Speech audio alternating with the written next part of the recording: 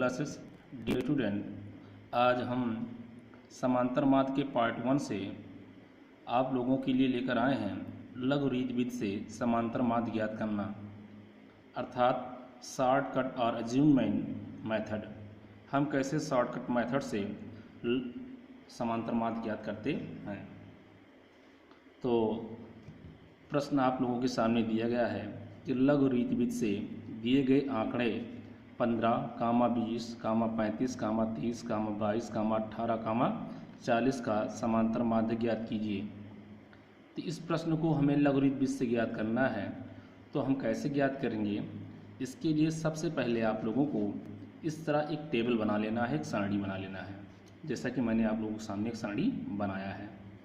ये जो सारणी बनेगा, इस खाने में आपको अपने पदों को रखना है, जो ये पद आप लोगों के दिए गए हैं, और उसको हम डिफाइन करते हैं यक्स से।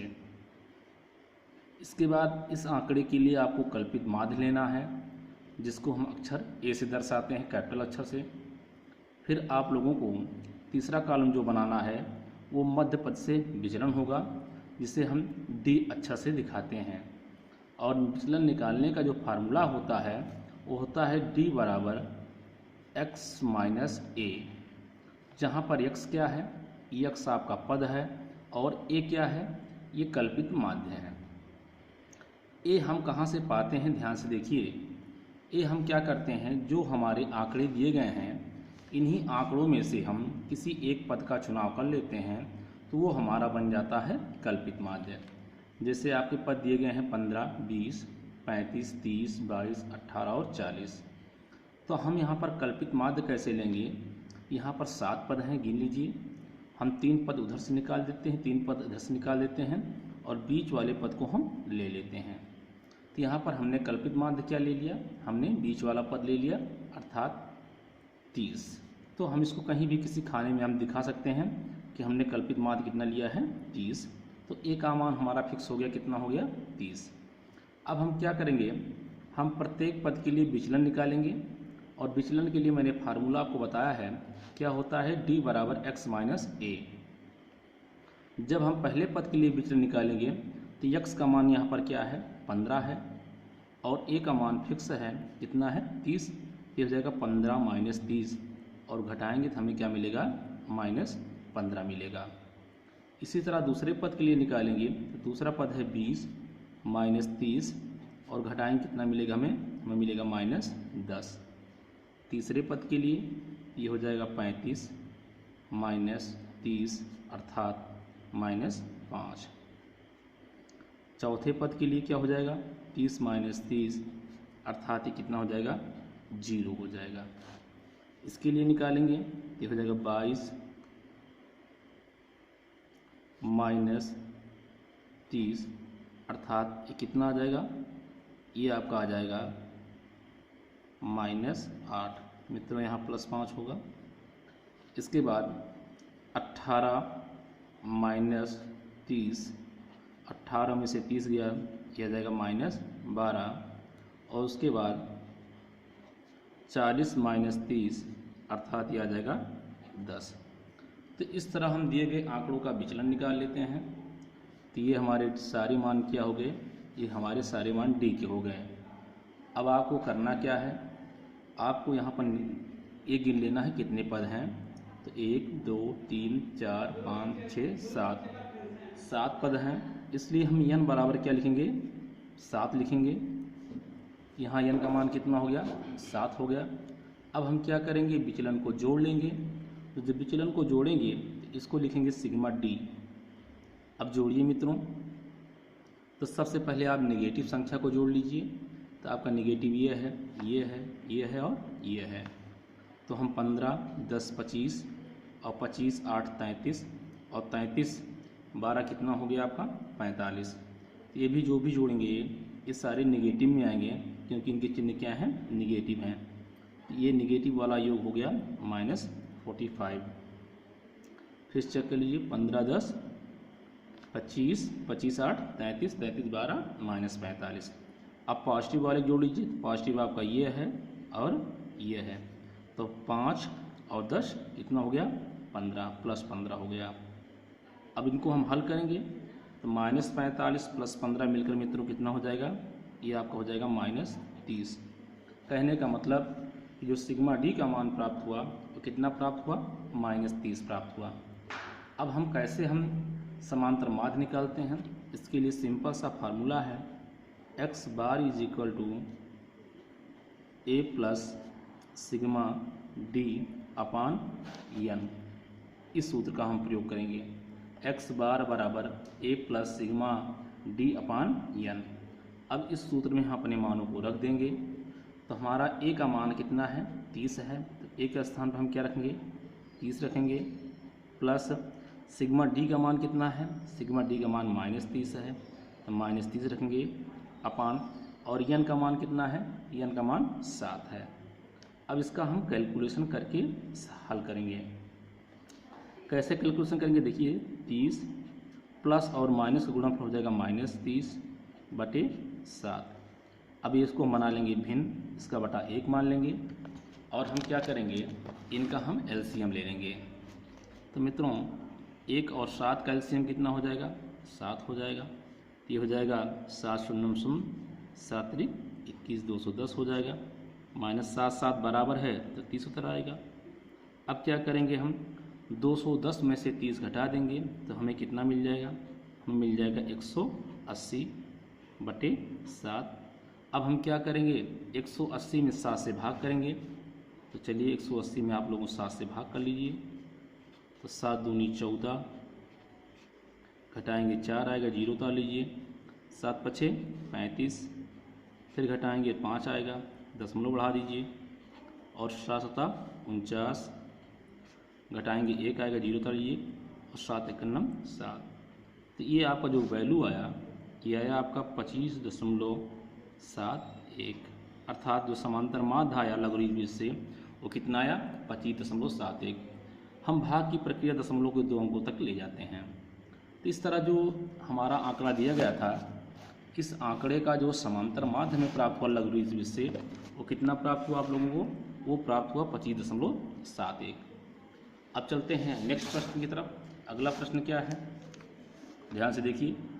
किसी कक्षा के 41 छात्रों की आयु नीचे की सारणी में दी हुई है, लघुरीत से समांतर माध्य ज्ञात कीजिए। मित्रों ये आपका प्रश्न सारणी है। अब इसकी हल सारणी बनाने के लिए आपको करना क्या है, देखिए कितने सारणी आपको बनाने, कॉलम बनाने हैं। पहला आप बनाएंगे पद के लिए, दूसरा आप बनाएंगे कल्पित माध्य के लिए, तीसरा आप बनाएंगे मध्य पद से विचलन के लिए, चौथा कॉलम आपका बारंबारता होगा, और पांचवा कॉलम जो है ये बारंबारता और विचलन का गुणनफल होगा। इतने आपको कॉलम बनाना है लघुरीत से। अब क्या करना है, जब आप कॉलम बना लेंगे तो इस कॉलम में आप वैल्यू को रख दीजिए। आयु वर्षों में आपके दिए गए हैं 11 वर्ष, 12 वर्ष, 13 वर्ष, 14 वर्ष, 15 वर्ष, 16 और 17 वर्ष। इनको उतार लीजिए आप। तो 11, 12, 13, 14, 15, 16 और 17 वर्ष। आपने क्या किया, आपने जो पद दिए थे उसको उतार लिया, और जो पद दिए थे ये आयु वर्षों में दिए गए थे। अब आपको कल्पित माध्य लेना है। जैसे मैंने मेथड बताया, कितने पद हैं गिन लीजिए, 1 2 3 4 5 6 पद हैं। अब आपको 6 पद हैं तो आप कैसे कल्पित माध्य लेंगे, आप 2 इधर से निकाल दीजिए, 2 इधर से निकाल दीजिए। 1 2 3 4 5 6 7 पद हैं तो आप बीच वाला पद ले लीजिए आप। तो बीच वाला पद हमारा कितना होगा, बीच वाला पद हमारा 14 होगा। अर्थात कल्पित माध्य हमारा कितना हो जाएगा, कल्पित माध्य हमारा 14 हो जाएगा। अब हम क्या करेंगे कि प्रत्येक पद के लिए क्या निकालेंगे, विचलन निकालेंगे। इसके लिए फार्मूला मैंने आप लोगों के सामने लिख दिया है। इसके लिए आप फार्मूला लगाएंगे d बराबर x माइनस ए, जहाँ पर x हमारा पद होता है और a हमारा क्या होता है, विचलन होता है। अब आप प्रत्येक पद के लिए विचलन निकालिए। तो चलिए पहले कॉलम के लिए निकालेंगे। तो x का मान है 11, अब माइनस a का मान आपने यहाँ फिक्स कर दिया है 14। तो 11 माइनस 14, और घटाएंगे कितना आएगा, ये आएगा -3। इसके लिए निकालेंगे तो हो जाएगा 12 माइनस 14, घटाएंगे कितना आएगा, -2 आएगा। इसके लिए निकालिए आप, तो 13 माइनस 14 अर्थात -1। चौथे कॉलम के लिए निकालेंगे तो हो जाएगा 14 माइनस 14 अर्थात कितना हो जाएगा, 0। इसके लिए निकालिए आप, तो हो जाएगा 15 माइनस 14, घटाएंगे कितना आएगा, +1 आएगा। इसी तरह आप निकालिए इसके लिए 16 - 17, 16 - 14, ये कितना आएगा, ये आएगा, ये आपका 2 आएगा। और 17 - 14 घटाएंगे, ये कितना आएगा, ये आपका आ जाएगा 3। इसी तरह हम क्या करेंगे, प्रत्येक पद के लिए हम विचलन निकालेंगे। अब आपको बारंबारता रखना है। तो मित्रों ये बारंबारता दी गई है, बारंबारता को हम अक्षर F से दिखाते हैं। इसकी वैल्यू कितने हैं, तो ये 2 है, 4 है, 6 है, 10 है, 8 है, 7 है और 4 है। इस तरह हम बारंबारता लिख लेंगे। अगले कॉलम में क्या करना है कि आपको F × D निकालना है। F मतलब बारंबारता, तो पहली बारंबारता 2 है और D का मान कितना है, -3। अब इन दोनों का गुणा करेंगे तो कितना आएगा, ये आएगा -6। अगला लीजिए आप, इसकी बारंबारता 4 है और इसकी विचलन कितने हैं, -2। गुणा करेंगे कितना आएगा, -8 आएगा। फिर क्या हो जाएगा, 6 × -1 करेंगे तो कितना आ जाएगा, -6 आ जाएगा। फिर क्या करेंगे, 10 × 0 करेंगे तो कितना आएगा, ये 0 आएगा। फिर 8 × 1 करेंगे, 8 × 1 8 आएगा। और उसके बाद आप 7 × 2 करेंगे तो 7 दूनी कितना आएगा, 14 आएगा। उसके बाद आप 4 × 3 करेंगे तो 4 × 3 12 आ जाएगा। तो इस तरह आप ये FD निकाल लेंगे। अब क्या करना है, अब ध्यान से देखिए, आपको बारंबारता वाले सभी पदों का योगफल ज्ञात करना है। जब इसका योगफल ज्ञात करेंगे ये n का मान हो जाएगा। तो जोड़िए आप लोग, 4 2 6, 6 12, 12 10 22, 8 30, 30 7 37 और 37 4 41, अर्थात n का मान हमें कितना प्राप्त हुआ, 41 प्राप्त हुआ। अब आप क्या करेंगे, ये FD के गुणनफलों को आप जोड़ लीजिए।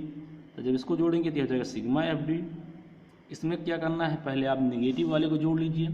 तो आपका ये नेगेटिव है, ये नेगेटिव और ये नेगेटिव है, तो जोड़े 6 8 14, 14 6 20, ये -20 हो गया।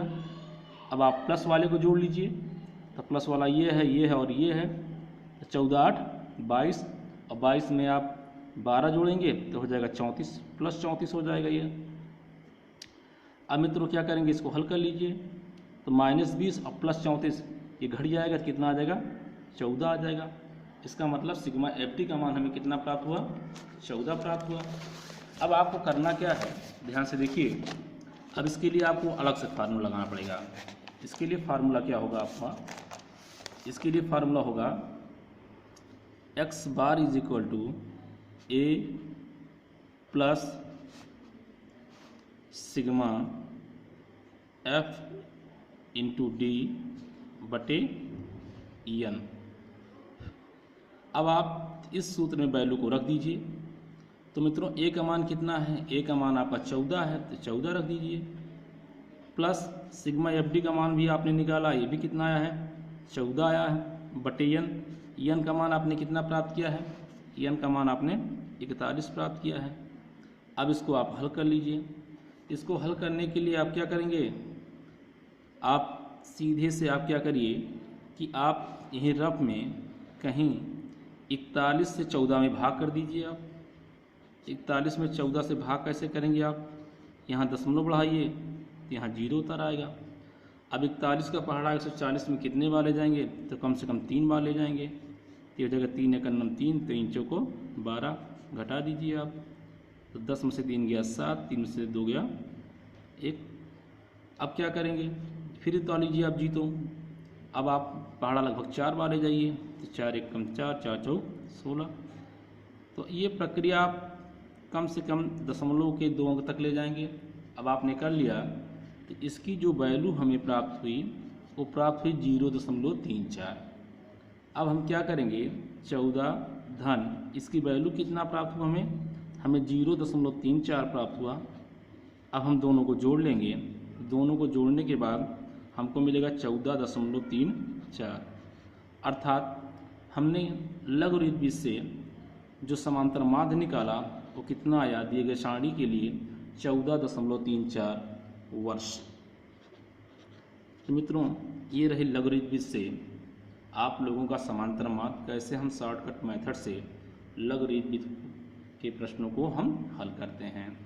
कल आप लोगों को हम डायरेक्ट मेथड बताएंगे, अर्थात प्रत्यक्ष विधि पार्ट 2 में। ये क्वेश्चन आप लोगों के लिए महत्वपूर्ण है, ये किसी परीक्षा के लिए बहुत ही अच्छे प्रश्न हैं। तो मित्रों, इसी शुभकामना के साथ आप लोगों का दिन मंगलमय हो। धन्यवाद।